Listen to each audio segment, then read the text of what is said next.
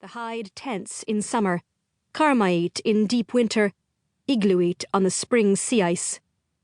When I was a wolf or raven, my senses heightened just as Atata had once described.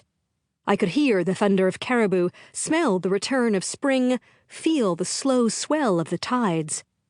I could call upon the animals to surrender themselves to us for a good hunt, or upon the wind to calm while we traveled by kayak and umiak along the shore of the great ocean. The spirits didn't always obey my commands, but more often than not, they did. Atata grew older. More and more, the Angakok's duties fell upon my shoulders. These were joyful seasons for me, although the lingering cloud of Sarktok's barrenness shadowed all we did. At least Topsy and Sarktok seemed happy together. I felt my first act as a leader of the camp, bringing them together, had been successful. They remained childless, but not for lack of trying. They slept in their own tent, but we could all hear their exertions long into the night. A new sound in the camp. The older men and women rarely touched each other anymore. Occasionally, as had always been the tradition, one of the other hunters' wives would offer herself to Atata for a night, but whether out of lack of interest or lack of will, my grandfather rarely accepted. Sometimes in the morning, as we all crawled naked from beneath the hides, I noticed Kiasik's erect penis. Puya and Atata would tease him about it until he disappeared somewhere and returned in a much happier mood. Sometimes I'd roll over in the middle of the night to find him beside me, stroking himself. There was no shame in this. Better he satisfy himself than try to take one of the women in the camp, disobeying the Alaruti against close relatives lying together. As I had never reached womanhood, my breasts remained quite small, but neither was I completely a man. Always I felt myself balancing between worlds like a hunter on an ice floe, worried I might tip off and drown at any moment. I soon started wearing my light atigi and trousers to sleep. With my entire family crowded nearby, I found the sleeping furs unbearably hot, but I couldn't lie naked beside Kiasik. I was too scared of what he might be thinking, and what I might think in return. Finally, I astounded everyone by building my own small karmak, so I might sleep alone. No one understood.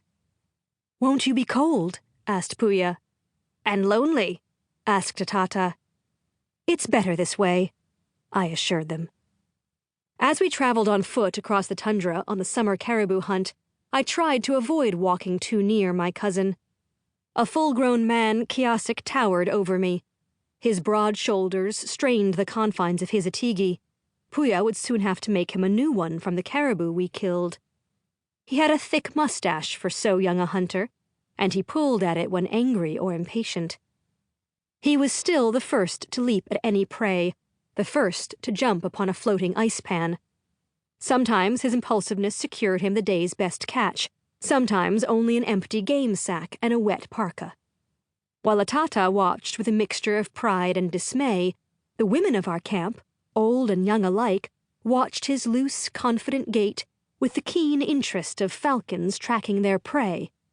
To my shame, more often than not, I found myself doing the same. Kiasik was more than my cousin. He was my milk brother. Wanting him was little better than Kukuk's desire for his own daughter. And though Kiasik could be brave and generous and kind, he was also a vain fool. With my man's spirit, I shouldn't think of such things in the first place. I knew I should want Milik.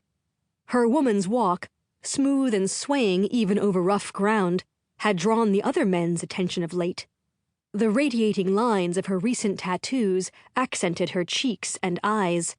Her neat braids reached nearly to her waist, and her father had given her a handsome wolverine pelt for the cuffs of her parka and the border of her hood. Yet while Kiasik looked at her, I looked at him. For most of the trip inland, I avoided the problem by walking far from my milk brother. Following the signs of foraging, we'd taken a different path than usual. As we came upon new valleys and skirted unfamiliar hills, the same thought obsessed us all. Perhaps We'd finally discover other Inuit. Then the heat in our bodies could be released.